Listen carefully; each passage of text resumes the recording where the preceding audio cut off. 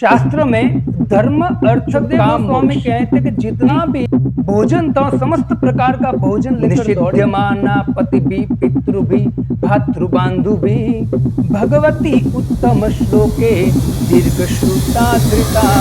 हरे कृष्ण। शास्त्र में धर्म अर्थ काम मोक्ष ये चार पुरुषार्थ बताए गए हैं, लेकिन पंचम पुरुषार्थ है कृष्ण प्रेम।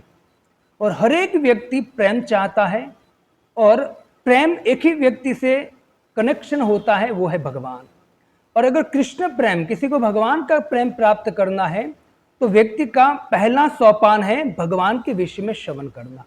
यदि कोई व्यक्ति भगवान के विषय में श्रवण करता है तो निश्चित है आज नहीं तो कल उनको भगवान में प्रेम हो जाएगा।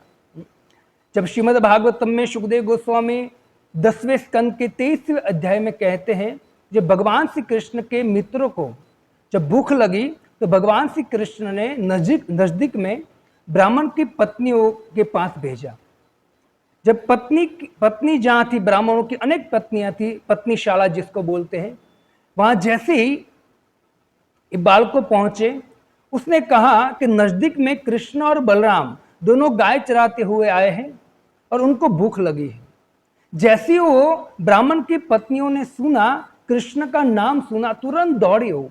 सुखदेव गोस्वामी कहते कि जितना भी भोजन था समस्त प्रकार का भोजन लेकर दौड़ी ब्राह्मण पत्नियां।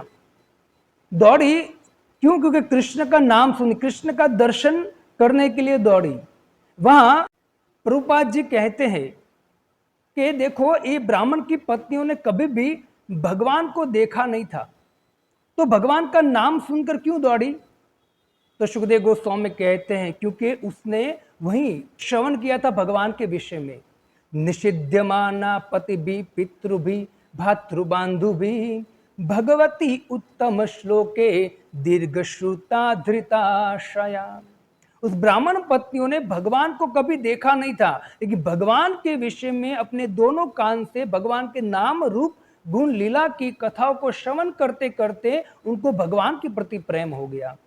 और जैसे भगवान का नाम सुना कि भगवान कृष्ण आए हैं तो तुरंत उनका दर्शन करने के लिए दौड़ी।